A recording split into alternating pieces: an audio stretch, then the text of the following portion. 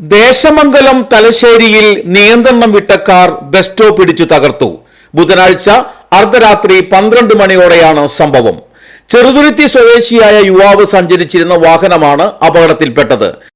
ചെറുതുരുത്തി ഭാഗത്തു നിന്നും വന്ന കാർ നിയന്ത്രണം വിട്ട് ബസ് കാത്തിരിപ്പ് കേന്ദ്രത്തിലേക്ക് അതിവേഗം ഇടിച്ചു കയറുന്നതിന്റെ CCTV ദൃശ്യങ്ങളും പുറത്തുവന്നു. കാറിലെ എയർബാഗ് ഉൾപ്പെടെയുള്ള സുരക്ഷാ സംവിധാനങ്ങൾ പ്രവർത്തിച്ചതിനാൽ യുവാവ് നിസ്സാര പരിക്കുകളോടെ രക്ഷപ്പെട്ടു. എന്നാൽ അപകടത്തിൽ ബസ് കാത്തിരിപ്പ് കേന്ദ്രം പൂർണ്ണമായും തകർന്ന നിലയിലാണ്. ചെറുതുരുത്തി പോലീസും നാട്ടുകാരും ചേർന്ന് രക്ഷാപ്രവർത്തനം നടത്തി.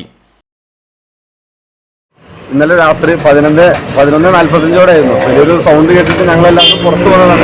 ഒരു ആക്സിഡന്റ് ആണെന്ന് നമുക്കൊക്കെ മനസ്സിലായിട്ടുണ്ടായിരുന്നു. പക്ഷേ വണ്ടി ഒരു അമിത വേഗതയിലാണെന്ന് തോന്നിപ്പോയിരുന്നു. ചെറുതുരുത്തിയിൽ നിന്ന് വരുന്ന ഒരു കാറായിരുന്നു. നിയന്ത്രണം വിട്ട് ബസ് സ്റ്റോപ്പ് ഇടിച്ച് തകർക്കുകയും അതുപോലെ തന്നെ ബസ് സ്റ്റോപ്പ് പൂർണ്ണമായി നശിക്കുകയുണ്ടായത്.